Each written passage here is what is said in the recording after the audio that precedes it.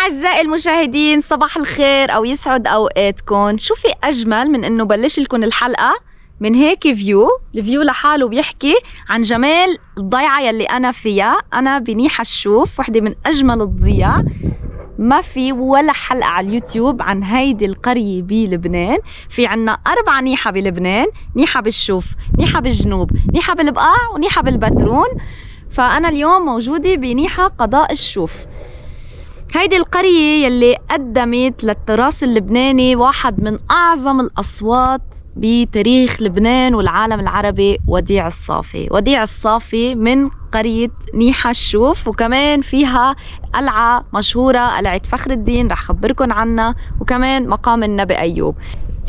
شو بيقول وديع الصافي؟ اشتقنا لجبل نيحة، الجبل صنين. أنا جيتكم اليوم من جبل نيحة. كمان في غنية بتقول: يا نيحة ضوي ولالي، بأرضك ضميت الغالي. يعني بيقصدوا إنه مدفون هون وديع الصافي. حلقة كتير قيمة وكتير شوقة وكتير حلوة، وحدا يقفيها. كفوا الحلقة على الآخر، اكتبوا لي من وين عم بتتابعوني، وما تنسوا تشتركوا بالقناة وتدعموني بلايك وسبسكرايب وشير وكومنت، وما نقوشي على زعتر. خليني اخبركم جغرافيا انا وين ونيحة وين بتوقع. هي مثل ما قلت لكم ضيعة من قضاء الشوف. رح ارجع عيد: لبنان مقسم الى محافظات، والمحافظات مقسمة الى اقضية، والاقضية مقسمة الى مدن وقرى. انا بمحافظة جبل لبنان، قضاء الشوف، ضيعة نيحة. هي اخر ضيعة، يعني اذا بدكم يعني تقريبا على طرف قضاء الشوف. من بعدها بيجي جازين. هيدي هونيك اللي عم بتشوفوها جازين جنوب لبنان، اوكي. وهي تحت هونيكي مرج بسري. هيدا المرج اللي حواليه بتضم كتير قرى وضيع، جزء منه بقضاء الشوف وجزء منه بقضاء جزين. هونيكي بتبين بكاسين، وهيدي القلعة المشهورة. يعني هيدا أشهر منظر لنيحة، نيحة الشوف. توقع تقريبا على ارتفاع 1200 متر عن سطح البحر، وفي إلى جبال، وفي إلى غابات الصنوبر وغابة أرز. وكتير متشوقة فرجيكن على نيحة. طبعا يعني وصلنا على ضيعة، بدنا نبلش بفرن. بس شوفوا وصلت ولقيتن عم بيزفتوا الطرقات. طلعوا في حملة تزفيت طرقات بلبنان فظيعة. فعم بسأل هون شرطة البلدية انه وين في فرن هيك معروف. قال لي يلا رايح جيب مناقيش للشباب، مشي وراي لدلك على فرن. قلت له يلا. هيدي الاشياء العفوية اللي بتصير بحب خبركن عنها. وصلت على نيحة، استقبلونا الزفتات.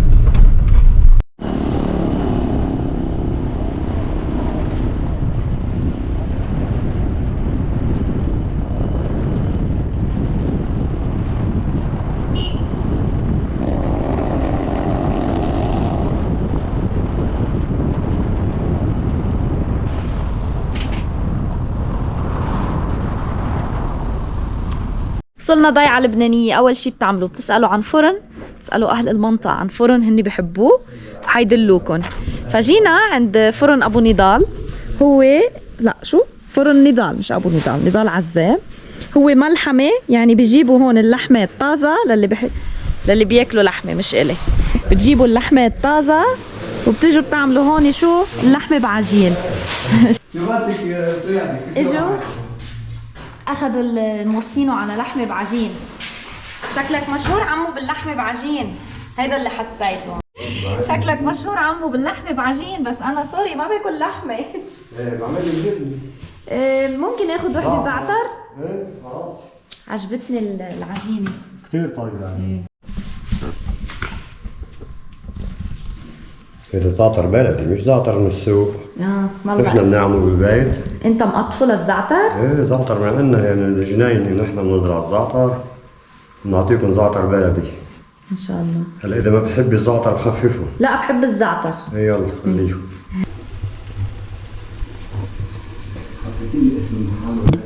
حطيت.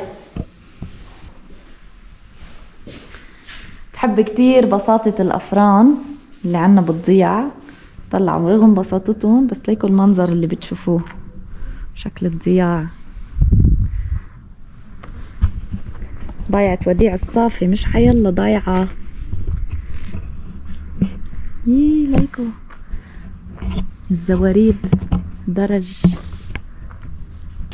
جبنا المنقوشة من الفرن، شوفوا ليكو رفعة، ما أحلى شكلها، عجبني شكلها كتير. زعتر البلدي،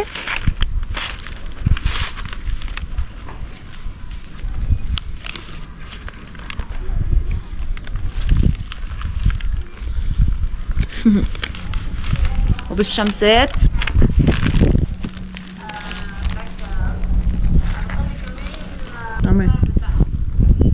كان عبالي مسمية حالي مسافرة الزعتر من كتر ما باكل زعتر، وين ما اروح زعتر زعتر، بحث عن منقوشة الزعتر. كالعادة يا جماعة ما قبل ياخد حق منقوشة الزعتر، قال لي مقصرين معك، كان لازم مدري شو نعمل لك، بخد شو لفرنج اوعى. فانا قلت خلص اوكي شكرا عمو. كلنا منقوشة زعتر عند عمو فرن نضال. الناس عم تتجهز للشتاء وجهزوا الحطبات. يعطيكم العافية. اهلا وسهلا يا هلا.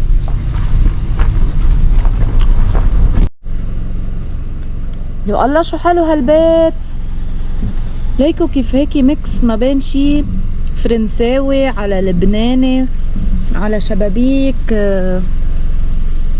وهيدا ابواب لون الاخضر، شو حلو كتير حلو. شجرة الرمان بوجهن الجبل. وهينا وصلنا على الساحة. بالساحة بعد ما عبينا الكروش منقوشة زعتر صار فينا هلا بلش الحلقة. هيدا مدخل القلعة تبع نيحة. ليكو شو حلو، ليكو المناظر، ليكو شجر الصنوبر. كتير ناس تسألني طب كيف شكلها شجرة الصنوبر؟ هاي شكلها. في نوعين شجرة الصنوبر، في هيدا النوع اللي بيطلع هيك طويل وبيعمل مثل الشمسية، وفي هيدا النوع التاني اللي هونيك. شو رأيكم بجمال الغيوم؟ شو رأيكم كيف هيك يوم جميل متفائل وحلو؟ يا الله بحس الغيوم لغة تواصل بيننا وبين السما، ما أجملهم. مهم يا بتعمل هيك على شكل شمسية يا بيكون شكلها هيك، بتكون هاي بتحمل أكتر كرز الصنوبر. هيدا اللي شايفينه في بنص صنوبر. يلا تعالوا نفوت على القلعة.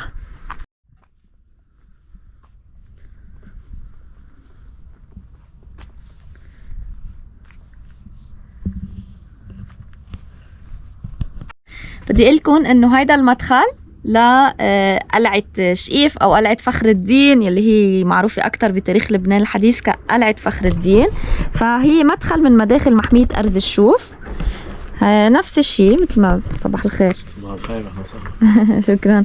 مثل ما بتشوفوا يعني اي مدخل لمحمية ارز الشوف جوا بيبيعوا المنتجات البلدية، عسل، مربى، زعتر، وبيعطوكم شوية معلومات عن المدخل اللي انتو رح بتزوروه.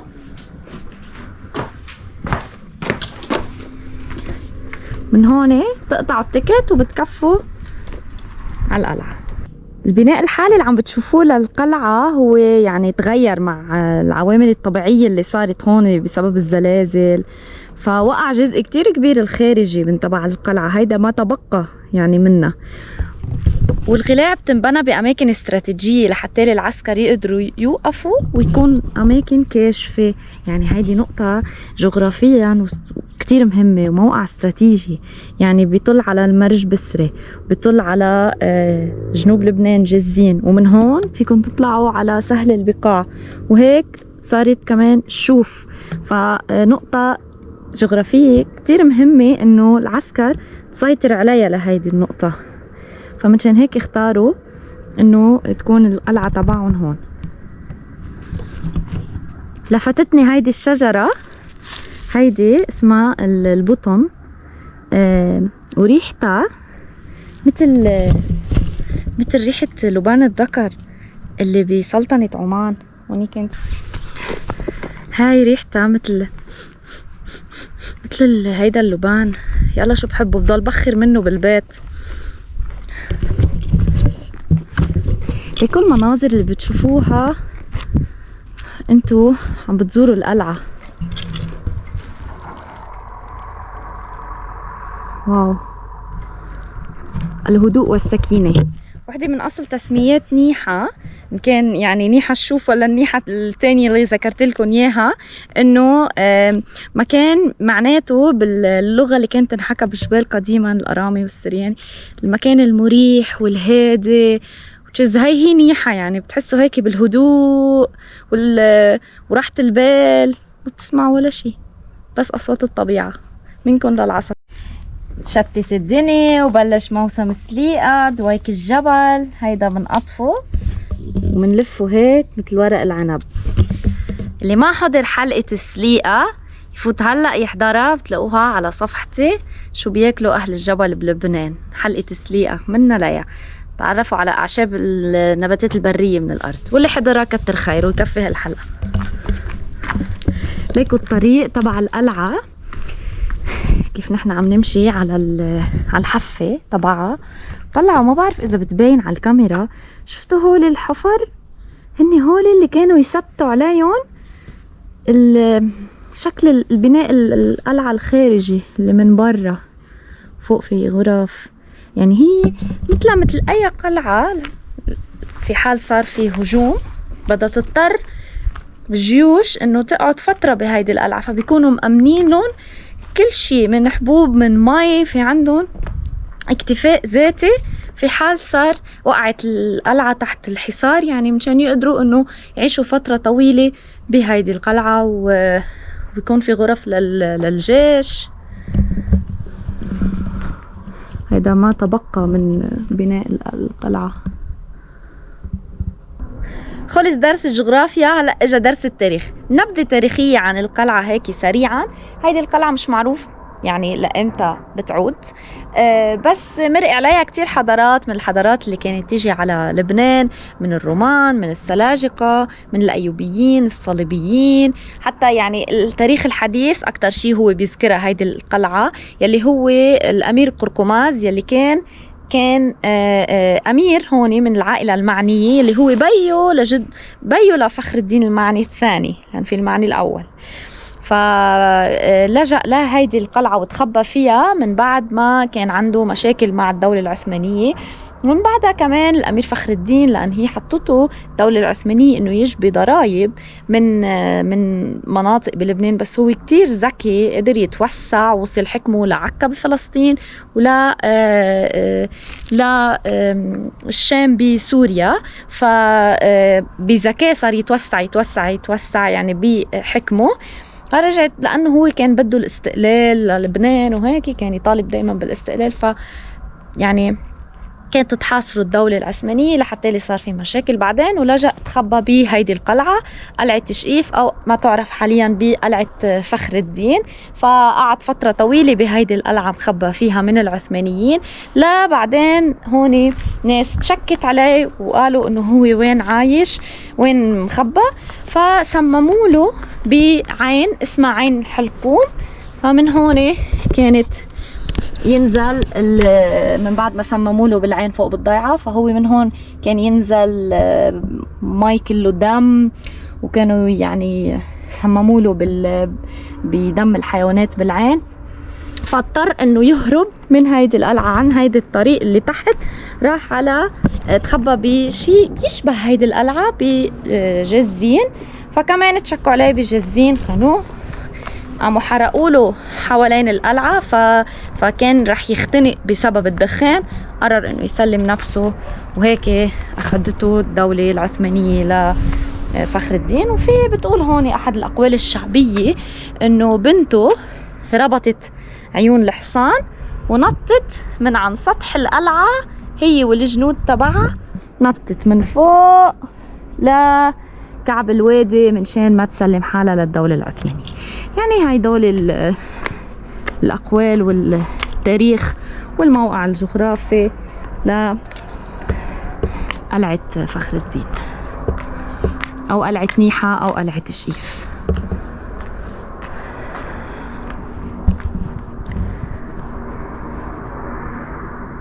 اغلب القلعة حتلاقوا هيك محفورة، يا ليخزنوا مي يا ليخزنوا حبوب. مثل ما خبرتكم في حال صار في اي حصار.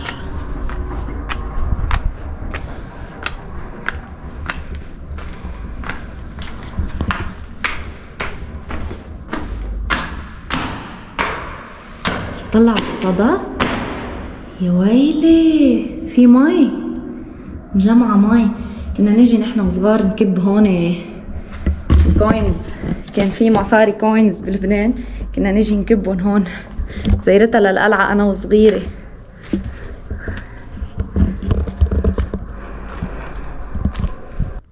في غنية لوديع الصافي بدي أغني لكم إياها، بعرف إنه أنا صوتي كتير حلو فأنا بدي أغني.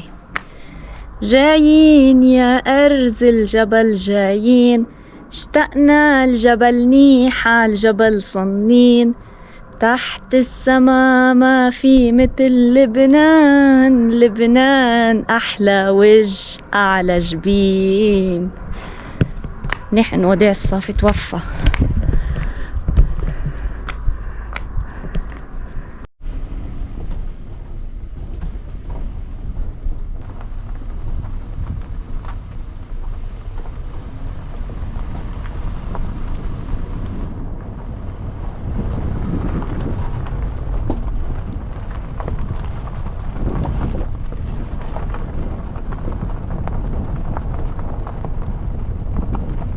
يا جماعة هيدي الضيعة من أكبر الضيع بلبنان، كتير كبيرة وكتير واسعة. يعني شفتوا من ميلة القلعة قديش كنت عم فرجيكم السهول وقديش كاشفة وبتطل.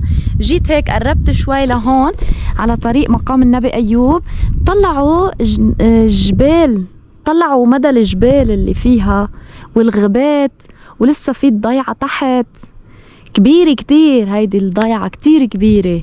حدا قال لي الجايد تحت على باب المحمية انه هي قد بيروت عمرتين، ف كتير كبيرة هاي الضيعة. هي بيروت كمدينة صغيرة العاصمة، فبس هيك حبيت وقفكم لصور لكم المناظر، صورجيكم المناظر وخبركم. يعني ضيعة وديع الصافي، يعني وديع الصافي من أعظم الأصوات اللي طلعت من هون للبنان والعالم العربي كله، فأكيد ما حتكون مناظر أو قرية عادية. ليكو كيف جاي المقام فوق، كيف جاي هيك مطل على جبال نيحة، وهيدي القرية تحت كتير حلوة. وهالبيت لك شو حلو، وفيه بول كأن. اسمحوا لنا ننزل، كتير حلو هالبيت ما شاء الله، كيف معمول على اي ستايل، روعة. طريق مقام النبي أيوب يلي هي وحدة من أشهر المزارات اللي بنيحة، كتير حلوة، بدي فرجيكم عليها.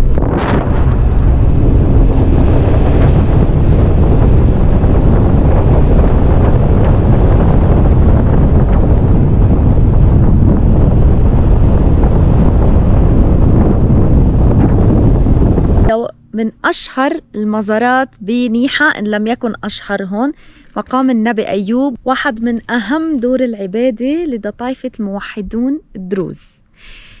النبي أيوب هو لحديت يومنا هلأ بنضرب فيه المثل بالصبر، بس نقول واحد كتير عم يتحمل بنقول يا صبر أيوب، لأنه النبي يلي صبر على صبر بحياته كتير. النبي بيتشاركوا جميع الأديان، المسلمين المسيحيين وحتى اليهود. بتقول قصته انه النبي ايوب ربنا عطاه من نعمه كتير، رزقوا المال، رزقوا الشغل، رزقوا التجارة، رزقوا زوجة، ورزقوا اولاد، و40 سنة عاش بالنعيم. بعدين صار شوي شوي شوي شوي ربنا يعني أخذ منه كل النعم اللي عايش منها، أخذ منه المال، أخذ منه، ماتوا كل ولاده، أخذ منه شغله، وحتى كمان صار في عنده مرض، أخذ منه صحته، عاش فترة طويلة بالمرض. في مراجع بتقول عاش 13 سنة، في مراجع بتقول صبر 17 سنة، في مراجع بتقول 8 سنين. بس مهم يعني الرواية بتقول انه هو صبر فترة طويلة كتير. كانت مرته تقله انه صلي انت دعواتك مستجابة عند ربنا، يقلا ربنا بيعطي وربنا بياخد. فكان قال لها كيف بدك ياني اطلب منه انه يشفيني او يصلي له انه يرجع يعطيه، وهو عاش 40 سنة بنعيم، فهو مستحي اصلا يرجع يطلب من ربه. من هون بتجي قصة الصبر والتحمل يلي عاشه النبي أيوب. ففي كمان حتى في بعض المراجع بتقول انه كانت تقص شعرها وتبيعه مرته لحتى يقدروا يلاقوا شيء ياكلوه. يعني حتى كمان خسر اصحابه صاروا يفلوا من حده انه خلص ما بدهم يتعاملوا معه، خافوا انه ينعدوا من المرض تبعه. فمرته الوحيدة اللي صبرت وتحملت وضلت معه كل هيدي الفترة. هلا من خاطب النبي أيوب ربنا وقال المقولة المعروفة أني مسني الضر وأنت أرحم الراحمين، فبيقصد فيها أنه إجال المرض وإجال يعني كل الضرر وربنا أرحم الراحمين. فهو لما دعا هيدي الدعوة ربنا استجاب له. وبتقول الرواية اللي انبنى عليها المقام محل ما أنا موجودة هلا انه ارشده لحتى يضرب باجره بالارض ويطلع من هيدا المكان المي، واغتسل به هيدي المي وهي اللي تبارك منا وشفي منا. على هيدا الاساس بنيوا مقام للنبي ايوب بني حشوف يلي هو بيوقع على كتف الوادي على راس جبل هيك، وبيطل على فيو كتير حلو، مكان روحاني الناس بترجع له للسكينة لغسل الروح.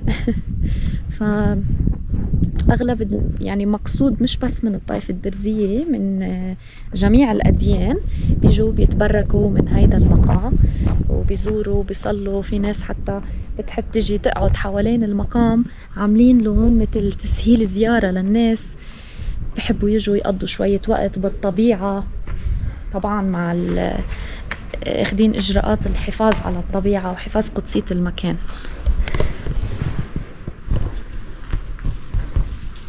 عادة بكل مقام للطائفة الموحدون بيكونوا حاطين عباية ومنديل على الباب منشان الناس تلبسهم قبل لا تفوت على المقام.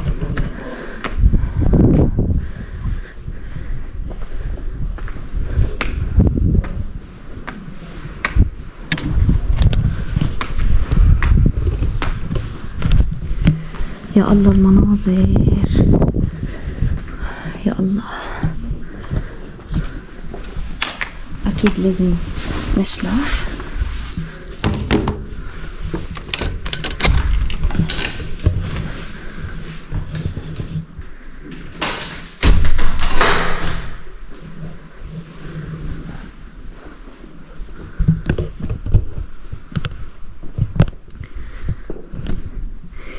المقولة كمان اللي قالها إن الذي خلقني وأعطاني هو ربي، علي أن أشكر وليس لي أن أجزع. إنه بيقصدوا فيها إنه ربنا اللي بيعطي وربنا اللي بياخد، إنه ربنا بيرزقنا سنين صحة ومال ونعم لا تعد ولا تحصى، بس مثلا يصيبنا شغلة منبلش إنه منزن على ربنا. هو أخبر السلام عليكم بما صبرتم فنعم عقب الدار. جماعة هلأ اللي عم يحضرني إذا لفظت شي كلمة غلط معلش يسامحوني. وأيوب إذا نادى ربه أني مسني الضر وأنت أرحم الراحمين. بدي أقولكم إنه في مقام للنبي أيوب بني حشوف هون بلبنان، بصلالة بعمان، وبالعراق، وبالأردن، وبسوريا بدرعا. فبكذا مكان بالوطن العربي كمان في مقام للنبي أيوب. وخبروني بالكومنت إذا في كمان ببلد مقام للنبي أيوب ما ذكرته. لا الله المناظر، مكان روحاني وهيك سكينة. عادة بالمقامات الدرزية بيكونوا حاطين الرمز تبعهم نجمة ال5 حدود، الألوان تبعها.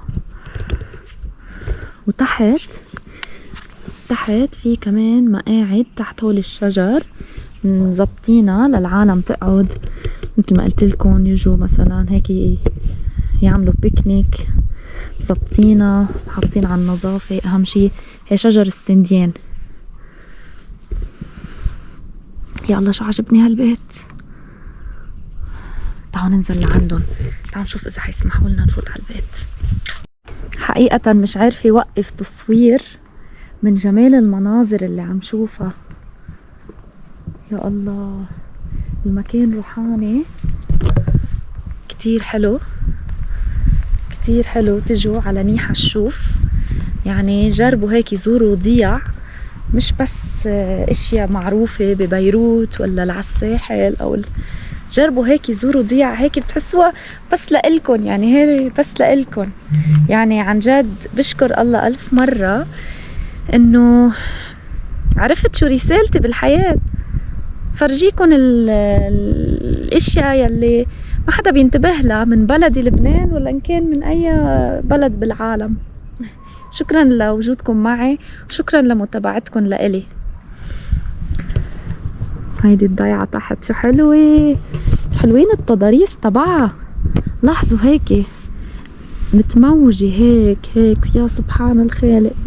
ليكو المقام كيف جاية على الجبل وتلة وكتف وادي فظيع. واو. عادة بكل مقام بيكون في حاطين هول الشرايط بيتباركوا فيهم الناس، بيلبسون كذكرى يعني، وبتباركهم وبتحرسهم. وبيكون كمان في شمع عشان الناس تشتري شمع تجي تولعها هون بالمقام. هيدي عادات توليع الشمع عنا اياها كتير بلبنان. لاحظت انه بالعالم العربي بيسألوني ليش بتولعوا شمعة. صراحة هي في إلها كمان يعني أساسا الفينيقيين كانوا يولعوا شمع بأماكن العبادة تبعهم، وبعضهم لحديت هلأ اللبنانية بيمارسوها على جميع طوائفهم. الأكثر مسيحية والدروز بحبوا كتير يولعوا شمعة ويصلوا إنه نور، رمز النور. بحب ادعي دايما، هاي بدعيها لرفقاتي وللناس كلها، يعني الله يكوكب عليكم النور. كمان الاشياء الزيادة اللي بالمقامات شو بيكون فيه؟ بيكون فيه مي، الناس تحب تجي تتبارك منها وتشرب منها.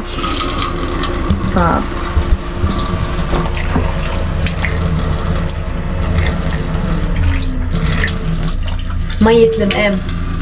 كمان شو بيعملوا هون من العادات، بس حدا يشتري سيارة بيقولوها زورتوها، يعني بنسأل يعني بس بنروح نبارك انه مبروك السيارة هيك زورتها، بيقصدوا فيها انه اخذتها زيارة على المقام، باركتها، حطيت لها مي من مية المقام، انه خلي ربنا يبارك هيدي السيارة اللي جبتها جديد.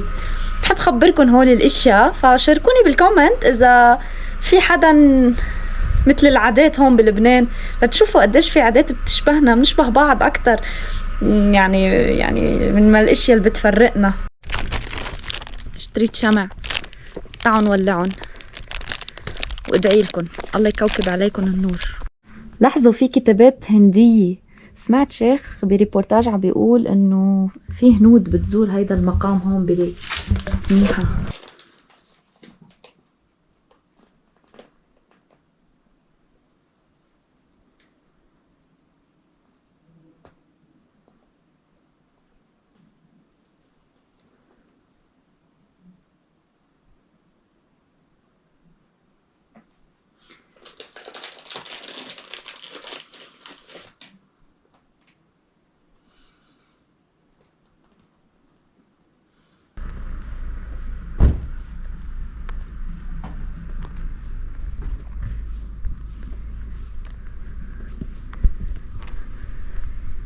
شفتوا اوقح مني نازله هلا على البيت اللي عجبني من فوق.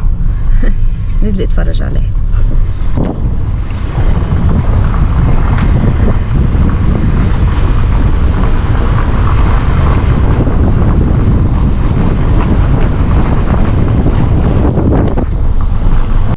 يا جماعة شكل البيت كتير غريب، يعني غريب شكله كيف معمول الديزاين تبعه، بس كتير حلو، يعني كتير مودرن بس حلو. يعني لك كيف أول مرة بحياتي بشوف هيك ستايل بيت.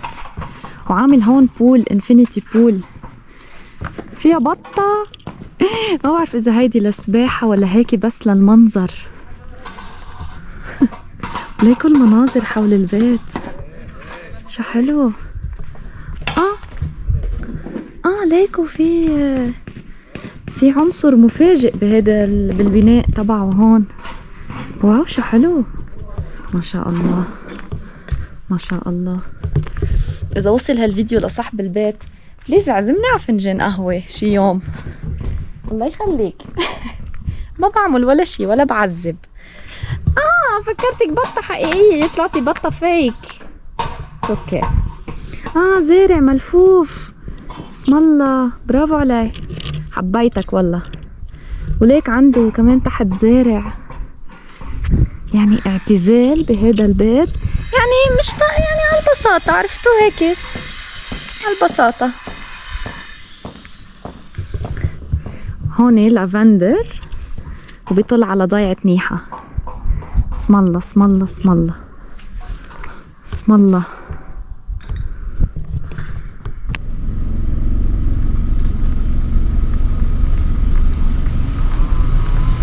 حابة هيك يعني فرجيكم أكتر ما يمكن من مناظر أوت دور من الضيعة، وتشوفوا شكل البيوت والضيعة اللي طلع منها وديع الصافي. يعني هو كتير غنى هو صوت جبلي، يعني قدم يعني ترك وراه ثروة بالفن، فن العالم العربي. فحلو انه نضوي على ضيعته وتشوفوا الضيعة اللي طلع منها، لان هو كتير غنى للضيعة والقرى.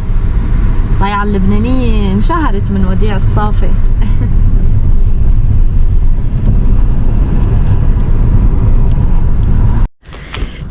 الفنانين القدام بلبنان بتلاقوهم كتير غنوا لعين المي بلبنان، للينبوع والعين المي، مثل فيروز صباح وسلوى القطريب، لأنه العيون قديما كانوا يعني إلها بعد اجتماعي وثقافي. كانت البنات تحمل الجيران على راسها وتجي تعبي من النبعة،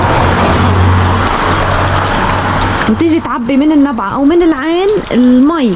كانوا يتجمعوا البنات ويلاقوا فرصة أنه يقدروا يحكوا مع بعضهم. فبتلاقوا في كتير أغاني عن نبعة المي بلبنان. مثلا أشهرهم رح غني لكم بكل ثقة: على نبع المي يا عيني قلتلي عطشان، سقيني شوي يا صبية من مية لبنان. هذا شي يا جماعة، معلش ثقتي بنفسي كتير قوية. شوفوا أنا واقفة وعم خبركم، ولحديت هلا يعني بعدنا هيدي العيون بنستخدمها، بتيجي الناس بتعبي منها مي وهي اللي بتشرب منها. شوفوا أنا عم بحكي عنها، إجا واحد يعبي مي. شكلها عين قديمة من الكتابات اللي عليها.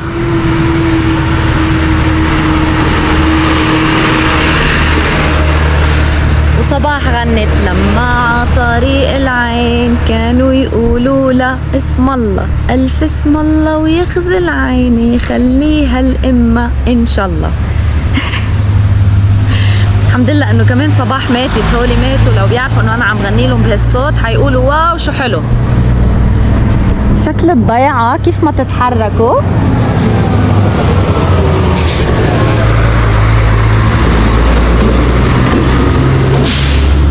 شكل الضيعة كيف ما تتحركوا بتلاقوا مناظر حلوة تتصور. يعني مثلا كنت فوق كان كشفي كلها هيك مناظر حلوة. هلا مثلا في بوجه هيدي التلة، لك شو حلوة كيف شكلها جاي هيك سيركل قبة. يا الله شو حلوة الطبيعة بتركزوا فيها وبتفاصيلها، والشجر كيف واقفين، والبيوت، ومع ألوان الخريف والشتاء.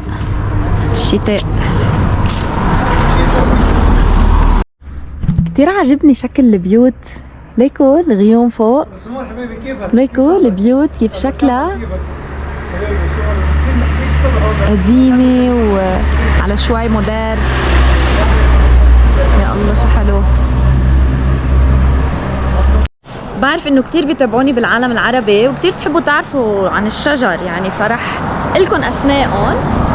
مثلا هاي شجر الجوز، هاي شربين بالعامة بنقلها شربين. ليكوا هيدا الجسر تحته في نهر، ف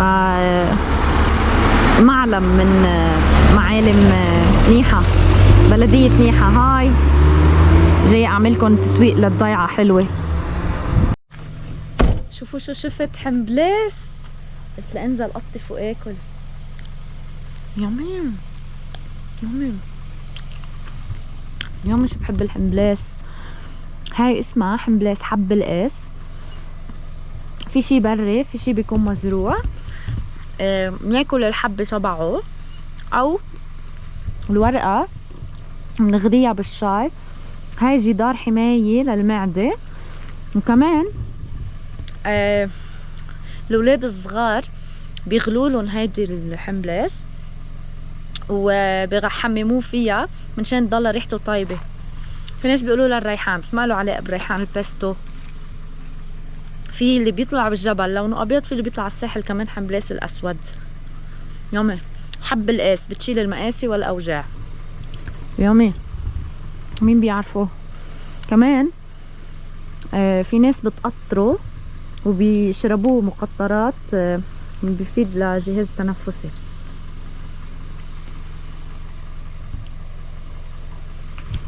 سألت بالضيعة وين قبر وديع الصافي، جيت لعنده. الرحمة والنور لروحه، الله يرحم روحه. هنا يرقد بسلام وديع فرانسيس الصافي. للعلم بس هو ما عائلته الصافي، هو عائلته فرانسيس، اسمه وديع فرانسيس، بس لقبه موسيقار بالصافي، اللقب تبعه كان هيك، وانشهر باسم وديع الصافي من كتر صفاء صوته المميز. وعنده عدة ألقاب أخذها وديع الصافي. عنده ألقاب كتير، منها صوت جبل لبنان، صوت الجبل الخالد، مطرب الأرز، عملاق لبنان، صاحب الحنجرة الذهبية، مطرب المطربين، مطرب العرب الأكبر. كل هول الألقاب حملهم الفنان وديع الصافي. كمان عطوه شرف وسام الأرز. يعني نحن بلبنان بس بدنا نعطي شرف وسام لحدا منقول له انت أرزي من أرزات لبنان. طبعا وديع الصافي أخذ هيدا اللقب من رئيس الجمهورية. يعني بيستاهل انه يكون عنده متحف بضيعته هون. بس سألت عن بيته قالوا لي انه باعوه. هو خلق بيه ضيعة نيحة، مسقط رأسه بيه نيحة سنة 1921. رجع انتقل إلى بيروت، ورجع سافر لبرات لبنان. فجيت لعرفكن من وين بلشت هيدي الأسطورة اللي ترك وراه يعني إرث وغنى بالعالم الموسيقى والفن بلبنان وبالعالم العربي. كان يغني عن الضياع، كان يغني عن الحب، كان يغني للمرء بطريقة راقية، بصوته العذب، بصوته الصافي، مشان هيك تلقب بوديع الصافي. شوفوا وين يرقد جسده الآن. المنظر كمان ولا أجمل. الغيوم اجت كمان تسلم تقول الله يرحمه. وين بعد فيه فنانين هيك بتضل أغانيه عايشة حتى بعد ما يموت، بعد 100 سنة. هلأ كله هشتك بشتك وشقشقلك على النهر سحون وحبيني تحت التينة. عن جد نسمع الغنية يعني قشرت الكلمنتينا وخلصنا، بنعمل نرقص شوي عليها على تيك توك. عن جد. أو يمكن هلأ نحنا منستاهل هيك شي، نبطل حدا مقدر هداك الفن. يا الله صوت نبع المي كيف ما تتحركوا بيغسل طاقيا.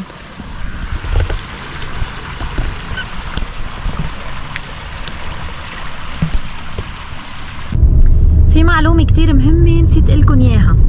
بقلعة نيحة في حيوان بعيش مهدد بالانقراض، اسمه الطبسون. حيوان الطبسون من أهضم الحيوانات اللي ممكن تشوفوها، بس ما كان حظنا حلو ما لقينا. حطوا لكم شكله، هيدي صورته متميزة فيه محمية أرز الشوف خصوصي بقلعة نيحة. ليه؟ لأنه هالحيوان معروف عنه أنه هو كتير بيستحي، بحب يتخبى. وين بيتخبى؟ بعيش بين الصخور أكتر شي. فبقلعة نيحة لأنه في كتير صخور فملجأ آمن لإله ليتخبى. وكتير بحبه هيك، شكله مثل السنجاب بس كبير هيك وبيستحي ما أحسنه. يلا إن شاء الله شي يوم بس لأنتوا تجوا إذا شفتوه فقولوا ليليان خبرتنا عنه. ليليان لديكم لا خوف عليكم.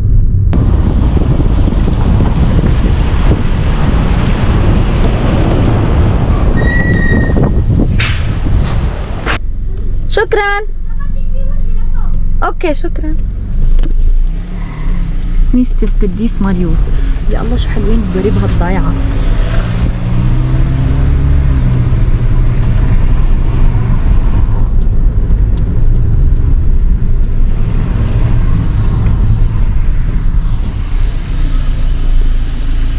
شيدت في القرن ال17.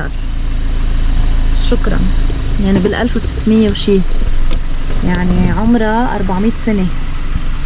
يا الله شو كيوت هالولد. قال لي في كنيسة تاني، تعي فرجيك عليها، في كنيسة تاني. مهضوم مصر يعمل لي تور.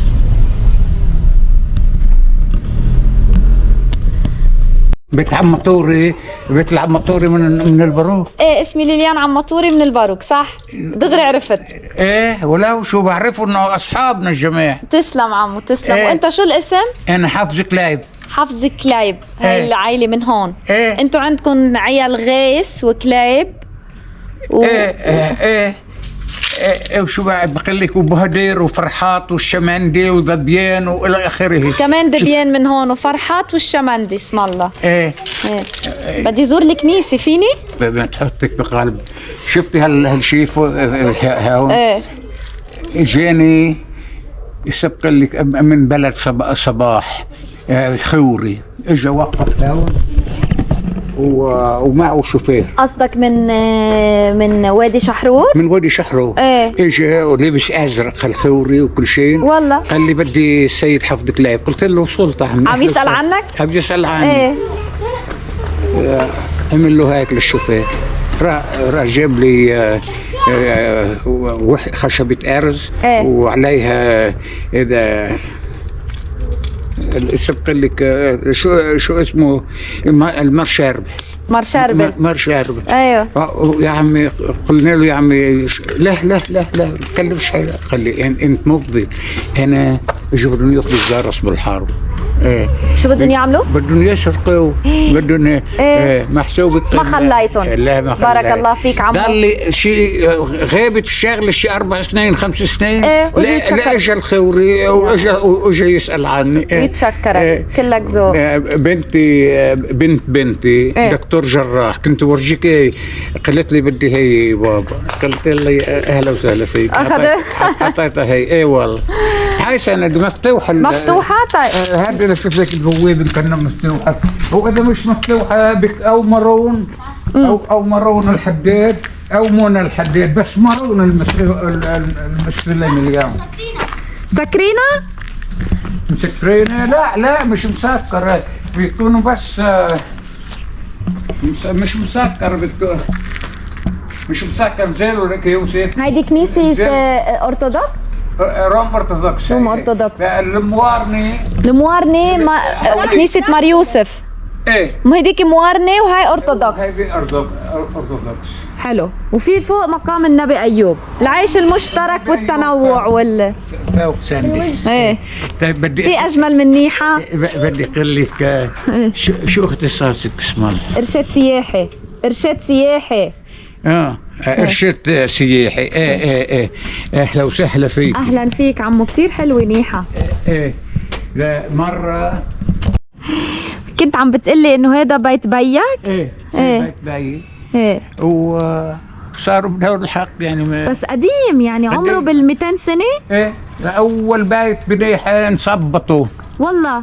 ايه وانت عايش هون؟ وانا عايش هون وعندي بيت هونيك كمان. ايه؟ اجره كمان. اسم الله. ايه الحمد لله. وحتى هالبيت كتير حلو. هذا البيت عم بيتكلف عليه كتير. بيو كان قاضي. ايه ومات.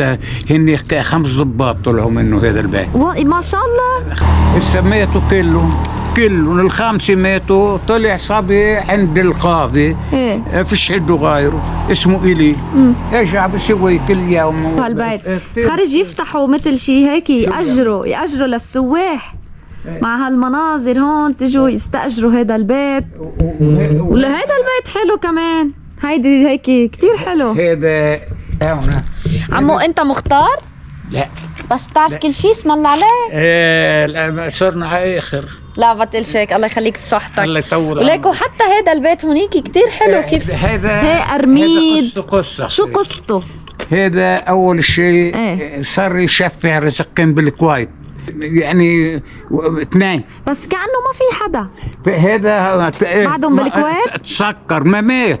ما توفى. توفى. هلا ابن صاحب هيدا البيت مرته إماراتية من أبو ظبي. ايه ما مش عم يجي لها. هن دروز ولا مسيحية؟ دروز. حلو مجوزين منه يعني حلو. حلو. انا فهمتك انه بيتهم هون بدي اعملك شوي جوز. تسلم عمو والله عن جد كلك ذوق. اوكي خلص ماشي بناخد جوز. يا اهلا وسهلا. انت شو اسمك؟ يوسف شو؟ أحمد الحسين. انت من وين؟ من سوريا. وحاطط علم لبنان. برافو شطور. تحب لبنان؟ حلو هيك تحب كل شيء. برافو عمو يا عيب الشوم منك. تسلم كلك ذوق. تسلم ايدك. شكرا. هو جوز من الجوزة هاي؟ في عندي من كذا. عندي هونيك جنيني انا. اسم الله. في جوز كثير فيه. كلك ذوق. يفتوا اهل الضيعه بلبنان بيستقبلوكم اهلا وسهلا وصفي هون هذا بيتي واهلا فيكي. عرفتوا؟ لا وما خلاني فل رح يجيب لي كمان اشياء من البيت وهيك طعمينه هيدي هيك تعودت هيك ربيت فنحن من هيدي البيئه طلعنا. شكرا عمو تسلم ايدك. الله يسلمك. كل ناطرينكم بالباروك. نعم ناطرينكم بالباروك. يا اهلا وسهلا فيكم. كلك ذوق. ونحن بنروح بيتنا هونيك. اكيد بيتكم اكيد. شكرا. تفضل. ولو عم بسألوا وين في جسر قديم قال لي اذا بتاخديني معك بدلك. انا معيش سياره. شو مهضوم عمو شو يلا في جسرين بس بدلك على اثنين. اوكي بدنا هيك جسر قديم صخر جديد في معصرة جديد. لا بدي القديمة. القديمة هسه بدلك عليها كمان. هذا قلت لك البيت اللي عملوه للنظافة. ايه وهي مدرسة. هاي المدرسة تبع نيحة. ايه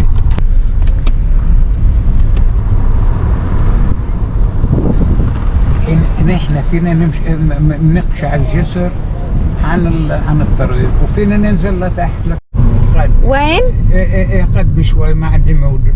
هون؟ الجسر تحت. ايه بنوقف هون يعني وبننزل؟ بتوقفي هون. ايه بس امان؟ ايه امان. بيجوا من هونيك لان الطريق واسع. يا الله ما احسنوا. انا جيت هون عمو. بيعملوا دروب مشي؟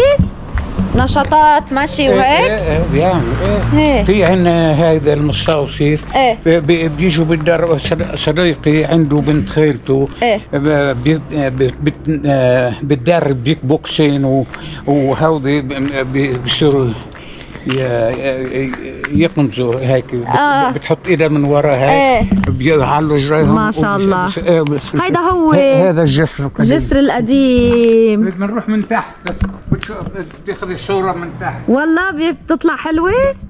تطلع من تحت. يلا ماشي بننزل. كتر خيرك عمو جيت معي. هيدا تنتلي لهيدا ماي النهر يوصل المنسوب لفوق المي. ايه انا قادرة اقشع. بس ليك ليش عم تشتت شاف شت. مزبوط. الله يتلطف فينا ويرجع ينزل المطر. ايه هيدا شوفي هذا الصخر. هذا طبيعي. هذا الصخر طبيعي. او عاملينه لقانطرة. رجعوا هذا من سحبين ماي من هون. بعد في قرب شوي. كثير حلو الطريق. شكرا عمو انك رافقتني. ولو يا بنتي انت الحمد لله لانه ختيارنا كثير. لا ما تقول هيك عمو بعدك بصحتك. لا اسم الله لا بس صار وقت منينات.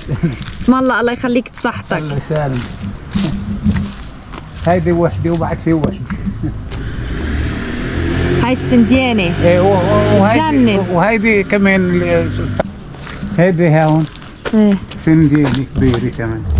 ليك كيف طلع على الصخر عمو. شوفي هيدي ليك كعبهم هون ليك يا سبحان طالعين الله. بالصخر. يا سبحان الله يا الله. واو واو. وهيدي يوم جيل قبل كان يهتموا ببعض. ايه نعم نعم. ايه ويزوروا بعض. شو ايه معلوم. يا الزلمه بده يشق على مريض يكون حمل له سفارجلي تحت باطه بجيبته رماني هيك ما في منه. هي بقى اليوم خلص هذا الجيل اليوم جيل التيك توك. ايه ما عادش عم يعطي. جيل طق الحنك عمو. نعم. جيل طق الحنك هذا صار هلي. ايه يا عمري ايه عم تحكي صح. عم تحكي صح. خلص عمو ما تزعل. هياني جيت انا من الباروك طلع عليك لا بعرفك ولا بتعرفني. شفت؟ تسلمي تسلمي. انا كيف بدي اقول لك انسريت عمو فيه.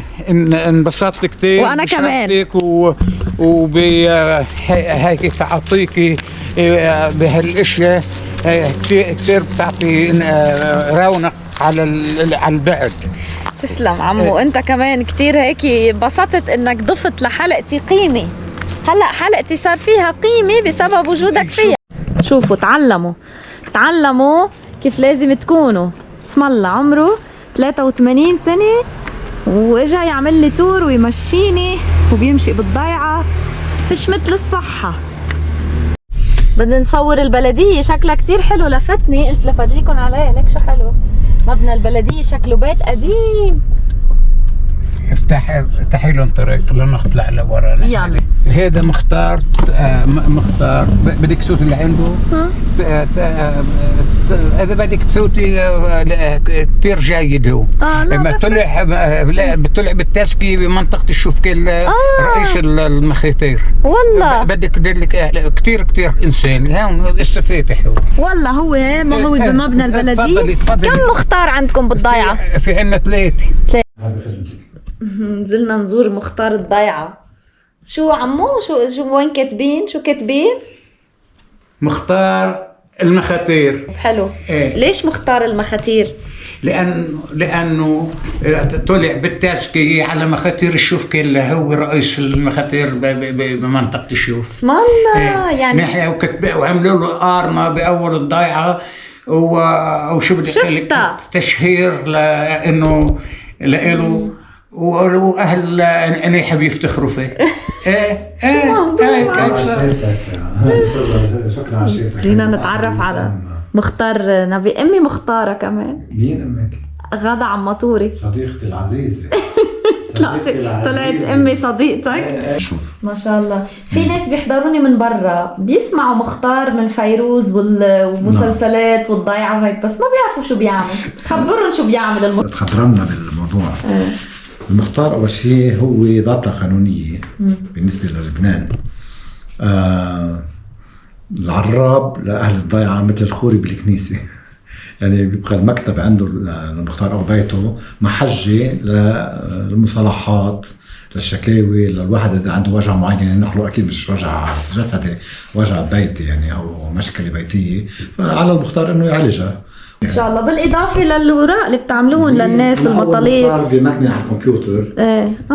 انا ما يعني انا بالنسبه لي هلا بتشوفي كيف بشتغل. هو الاخراجات الايد هو يعني مثل نيابه عن الاي دي مثلا عندنا. انا بالنسبه لي بس قعدنا على الورقه والقلم وهيك يعني عرفتوا مش اكيد في شيء اسمه سجل يومي بده يتسجل.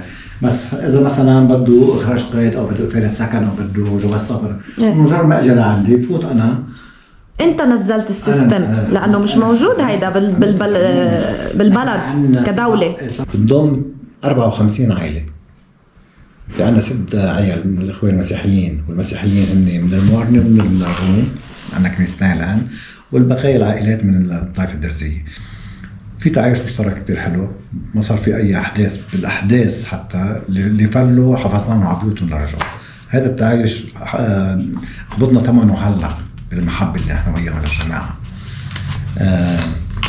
شو بخبرك عن نيحة. نيحة بلد هي زراعية كتير، كانت معتمدة على الزراعة، بس بالوقت الحاضر بفضل النزوح المدني والتعليم والسفر والهجرة صار عدد سكاننا نيحة كتير قليل. لاحظت صار عدد سكاننا نيحة، نحن عدد سكاننا حوالي 9000 نسمة، ما في عنا من القبة ربع. دين هلا عم نعمل متحف على وديع الصافي. هذا الشيء اللي كنت عم بقوله انه بحاجة متحف. بلشنا يا ريت لو الطريق منيحة شوي كنت بطلع هيك لنا عم. هيدا البيت اللي عاش فيه وديع الصافي، بس هو ما كان هيك يعني، هني باعوه من زمان لانه كان بوقتها عايزين مصاري باعوه، بس رجع الناس اللي اشتروه غيروا شكله زبطوه، بس انه هون عاش وديع الصافي، هون خلق بهذا البيت. على لياقتك وعلى انسانيتك وعلى شبوبيتك، شكرا وعلى عمو. اهليتك، شكرا. بكل معنى الكلمة. احلى من مثل نيحة. نعم، احلى من مثل نيحة، مثلت ضيعتك بطريقة حلوة كتير. الله يخليك. شكرا عمو، شكرا على الرحلة الحلوة. الله يطول عمرك. الله حبيبة قلبي، لهون وبتنتهي الحلقة تبعنا. ان شاء الله تكونوا استمتعتوا. اعطوني رأيكم بليز بالكومنت، من وين عم بتتابعوني، واذا كنتوا بتعرفوا عن نيحة. يعني كتير حبيتها لهالحلقة، هيك مهضومة كتكوتي، يعني ضويت قد ما بقدر على الاشياء اللي بعرفها بنيحة. اكتبوا لي اذا في شيء ما صورته، كمان هيك خلي الناس تعرف عن نيحة اكتر واكتر. وكتير حبيت كيف يعني رجعنا حكينا مع مختار المخاتير، طلع مش حيالله مختار، وكمان عمو المهضوم، يعني اضاف للحلقة رونق جميل جدا بكلامه الحلو. بحب احكي مع هول العالم. شكرا للي وصل لهون لنهاية الحلقة. ما تنسوا تدعموني بالقناة، ورح كفي لكم باقي الحلقات عن سفراتي التانية، بس حبيت مرق لكم هيك حلقة من لبنان. وشوفوا السانست روعة. يلا بشوفكم بحلقات تانية. باي باي.